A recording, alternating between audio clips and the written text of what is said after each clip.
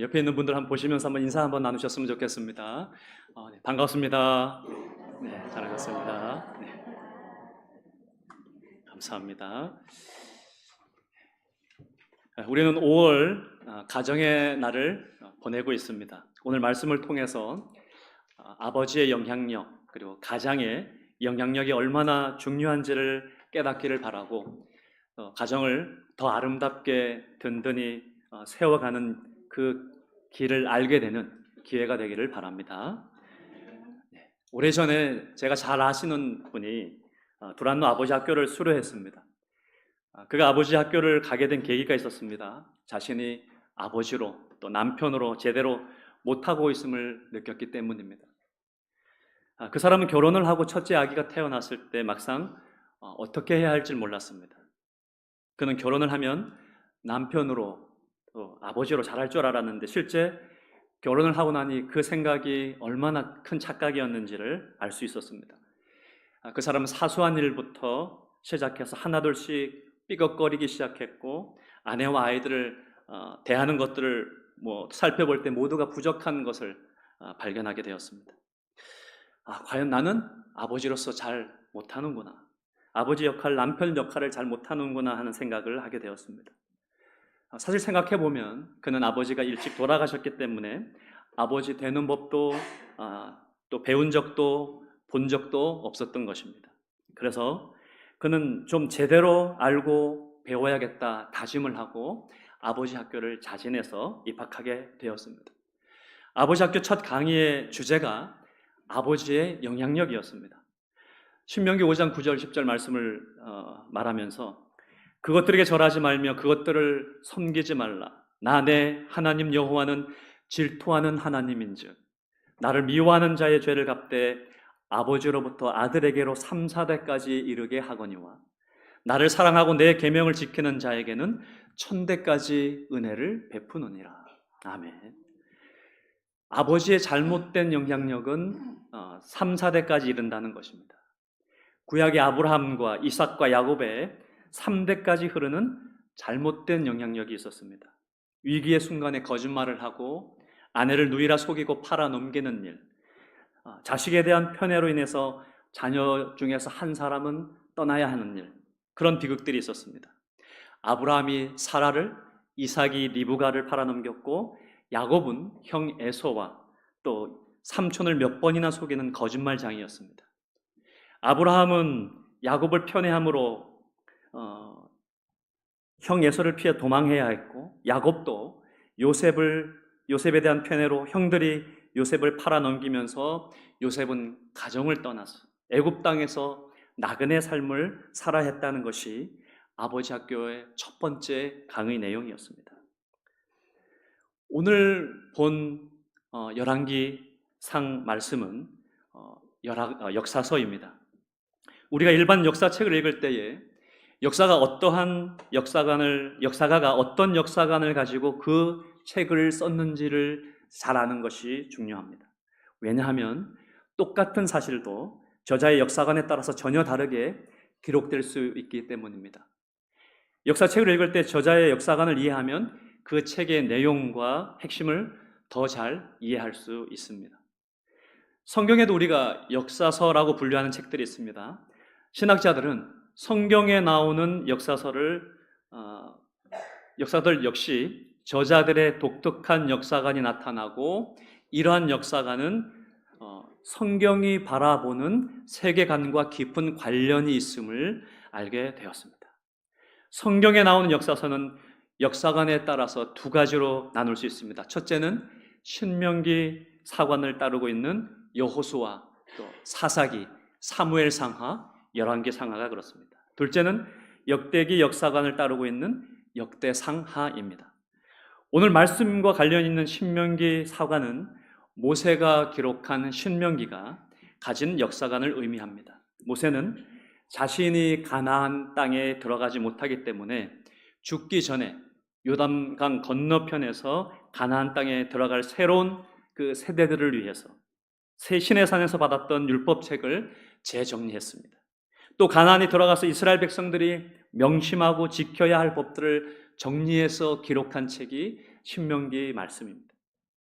신학자들이 연구를 해보니까 이 사관의 근거에서 열왕기상 하의 말씀들이 남유다와 이 북이스라엘의 왕들을 평가하는데 그 평가의 기준이 네 가지가 있다는 것입니다. 참고하시라고 PPT 파일을 준비했는데 보시면서 말씀을 들으시기 바랍니다. 첫 번째는요, 오직 한 분이신 하나님만 섬기라는 것입니다. 유일신 사상입니다. 오직 여호와만이 참신이시며 오직 그분만 믿으라는 것입니다. 가나안의 다신교 사회에서 이스라엘이 생존할 수 있는 유일한 길은 한 분이신 하나님만 섬기는 길밖에 없다는 것을 강조합니다. 두 번째는 예루살렘 성전에서만 제사를 드리라. 중앙성소 사상입니다. 이스라엘이 가나안의 이곳저곳에서 예배할 때에 신앙이 변질되고 혼합 종교가 될 수 있기 때문에 순수한 신앙을 지키기 위해서 그렇게 하라는 것입니다. 그리고 세 번째는 가나안의 이방인과 문화에 물들지 말라는 것입니다. 특히 이방인들과 결혼을 금지했습니다. 이 또한 신앙의 순수함을 지키라는 것입니다. 그리고 마지막 네 번째는 사랑과 정의의 공동체를 지키라는 것입니다. 이웃을 사랑하고 이웃의 것을 탐내지 말고 나그네를 섬기라.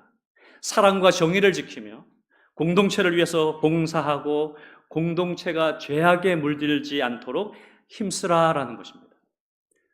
자료는 여기까지입니다. 하나님이 이스라엘을 돌보듯이 이스라엘 백성들과 왕들은 나그네와 고아와 과부와 레위인 같은 사회적인 약자들을 배려하고 그들을 보듬고 행복한 공동체를 이루어야 할 책임이 있음을 강조했습니다. 그래서 이 네 가지 기준에 어긋나면 열왕기서는 왕이 악했음을 평가했습니다. 솔로몬이 죽고 난 후에 이스라엘 왕국이 10지파는 북이스라엘로 2지파는 남유다로 분열되었습니다. 그런데 여로보암은 북이스라엘의 베델과 단에 산당을 세우고 십계명을 무시하고 금송아지를 만들었습니다. 게다가 율법의 말씀을 어기고 레위 자손도 아닌 사람을 제사장으로 삼았고 자기 맘대로 7월 15일 초막절을 8월 15일로 변경해서 지키게 했습니다. 백성까지 미혹해서 혼합 종교로 만들어버린 것입니다. 예루살렘의 성전이 있는 한 이스라엘 10지파가 언제든 자신을 죽이고 유다 왕 르호보암에게 돌아갈 것이라고 생각하고 불안해했습니다. 절기 때마다 북이스라엘 백성들이 예루살렘으로 내려가는 것을 상상하기조차 싫었던 것입니다. 백성들이 율법에 순종하는 사람으로 사는 것보다 자신의 왕권 유지에 더 관심이 많았습니다. 결국 왕을 평가할 때마다 여로보암은 오명의 이름이 된 것입니다. 이 죄악은 계속 후대의 왕들에게 물려지고 있음을 볼 때에 한 사람의 삶이, 한 지도자의 삶이 후손들에게 얼마나 큰 영향을 끼치는지 알 수가 있습니다.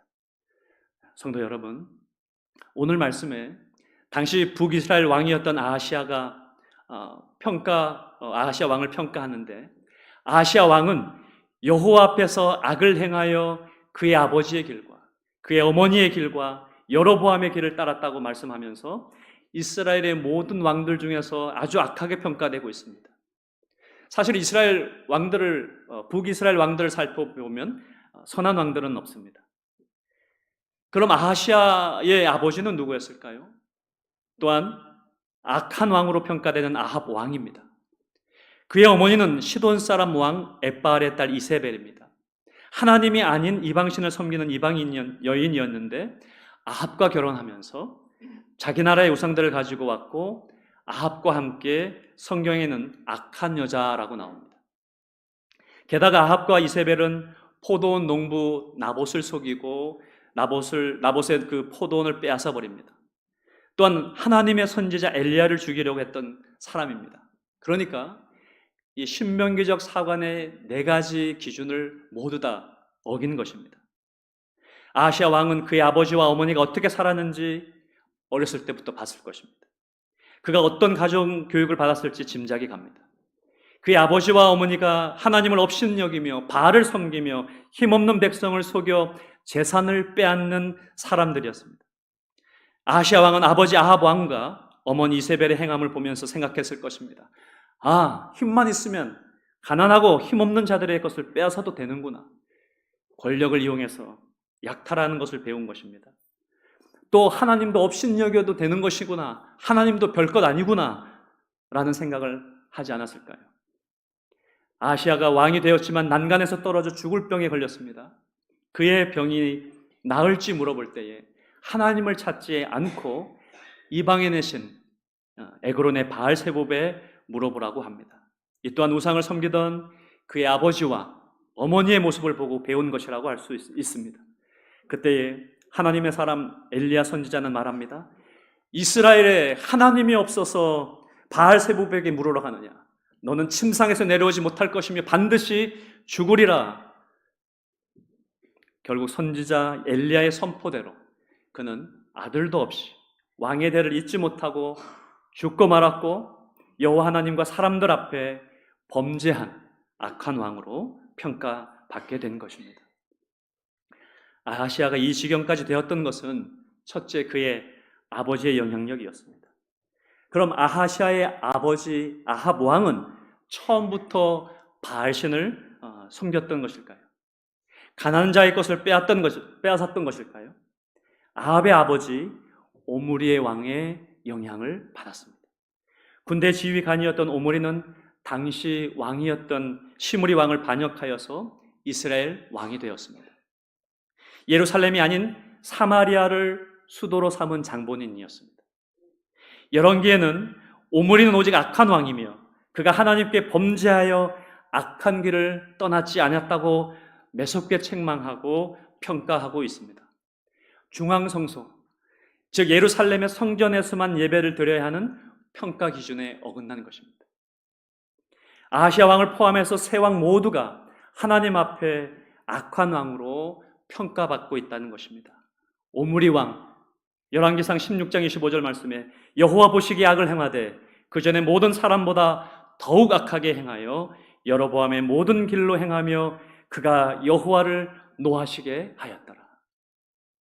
아합 왕 16장 30절 말씀에 오므리의 아들 아합이 그의 이전의 모든 사람보다 여호와 보시기에 악을 행하여 여로보암의 죄를 따라 행하는 것을 오히려 가볍게 여겼고 바알 제단을 쌓고 아세라 상을 만들었으니 그 이전에 이스라엘의 모든 왕보다 심히 여호와를 노하게 하시었더라.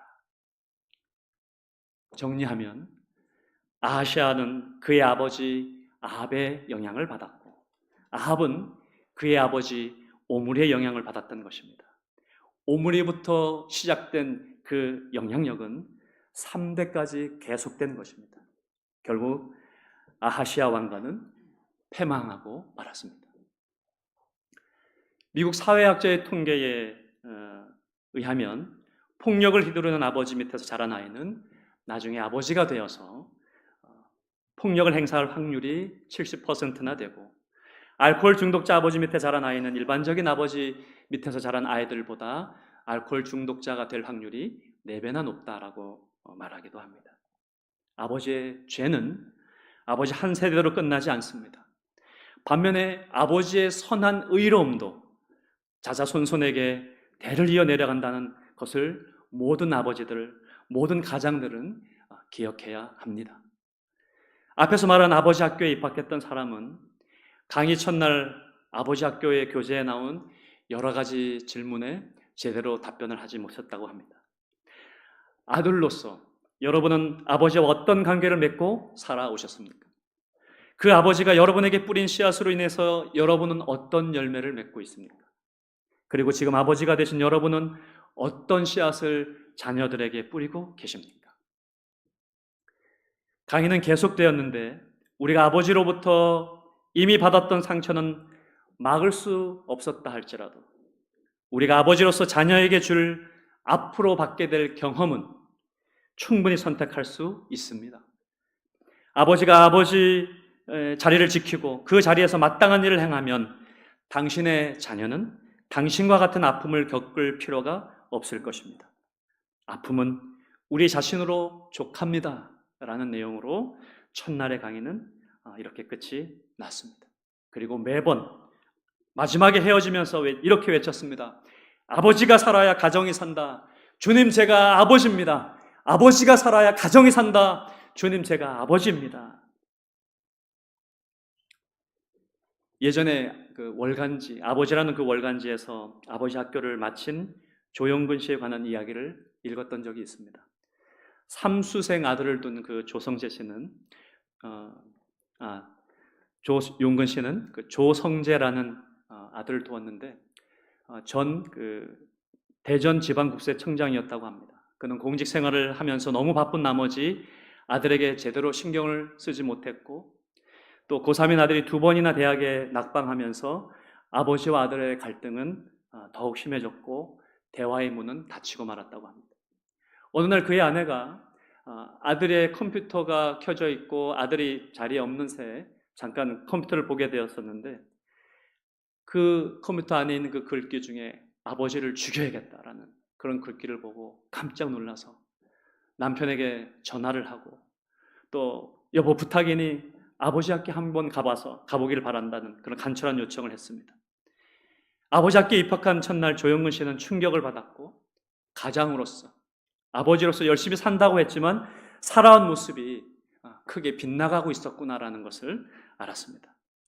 아들에게 사과의 편지를 쓰고 아들의 다친 마음을 열고자 지속적으로 노력했고 매일 아들을 안아주고 머리에 손을 얹어서 축복 기도를 해주기 시작했습니다. 편지에는 어려웠던 어린 시절을 썼고 구두 닦기를 하며 어렵게 공부를 하던 일, 또 야구 방망이를 들고 거칠게 생활했던 청소년기의 방황도 적었습니다. 그러자 아들이 그 편지를 보고 밤새 울었고 또 아들의 마음이 열렸고 또 결국에는 화해하게 되었습니다. 계속해서 아버지 조영근 씨는 아들이 학원 갈 때마다 기도해주고 매일 새벽 아들을 위해 축복 기도를 해주었다고 합니다. 그렇게 얼마간의 시간이 지난 후 전혀 뜻밖의 결과를 가져왔습니다.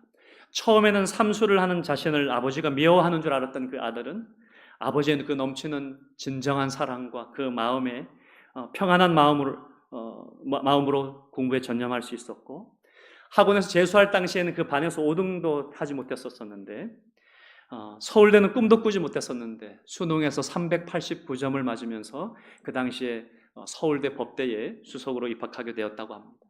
아들은 현재 서울대를 졸업하고 사법고시를 준비하고 있고 친구처럼 되어버린 아들이 자랑스럽고 사랑스럽다. 그리고 아들은 늘 아버지 자신을 존경하고 따르고 있다는 그런 내용의 글이었습니다. 성도 여러분, 이처럼 저희도 아버지의 영향력이 선해야 한다고 깨달은 다음에는 자녀들을 축복하는 축복권을 회복해야 합니다. 하나님께서는 한 가정의 가장이 되는 아버지에게 축복권을 주셨습니다. 그 축복권은 아브라함은 이삭에게, 이삭은 야곱에게, 야곱은 아들들과 손자들에게 축복하였고 그 축복은 대대로 이어졌습니다. 그들이 죽은 후에도 그 축복은 계속되고 있습니다.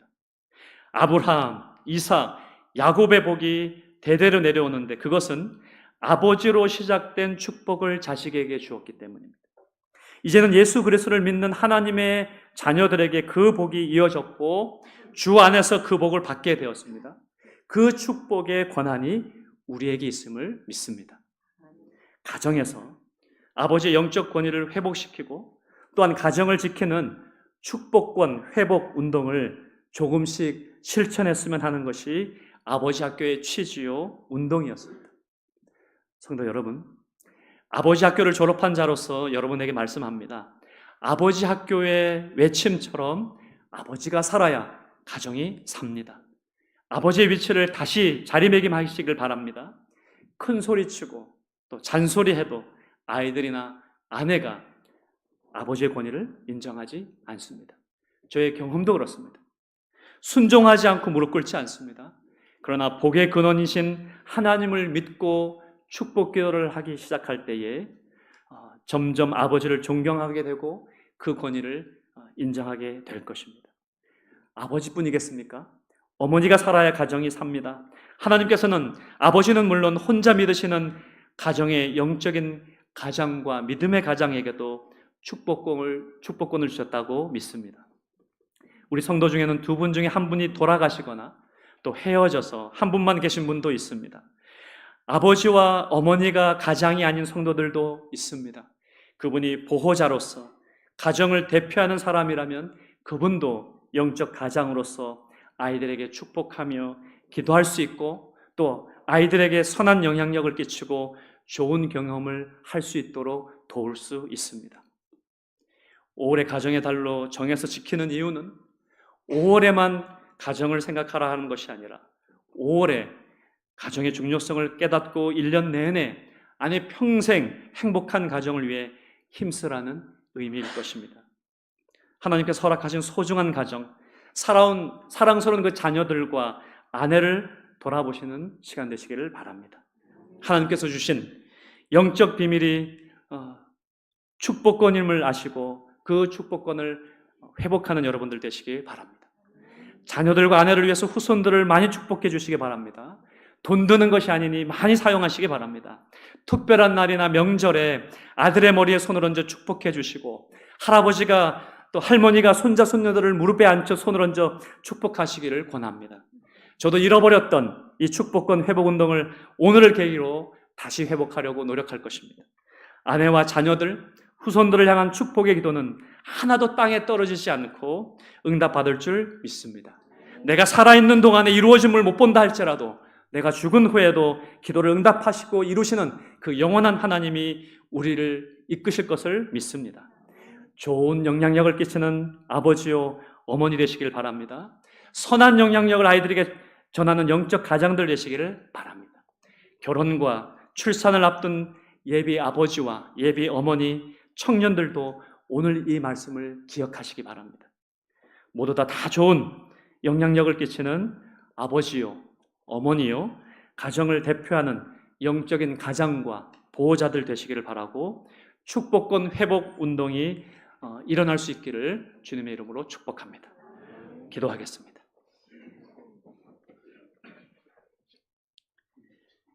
우리에게 복 주시기를 원하시는 아버지 하나님, 복의 근원은 오직 아버지 하나님이심을 믿습니다. 저희 가정이 하나님을 잘 섬기는 가정이 되게 하여 주시고 우리 가정의 머리는 예수 그리스도이심을 날마다 기억하게 해 주십시오. 아브라함 때부터 시작된 하나님의 축복의 약속은 우리가 예수 그리스도를 믿는 믿음 안에서 계속되고 있음을 믿습니다. 주께서 허락하신 축복권을 사용하여 가정과 더 나아가 직장과 사업장과 삶의 자리에 어디서든 선하게 사용하게 하시고 그 복이 저희들을 통하여 흘러가게 하옵소서. 복의 근원 되시는 예수 그리스도 이름으로 기도 올리옵나이다. 아멘.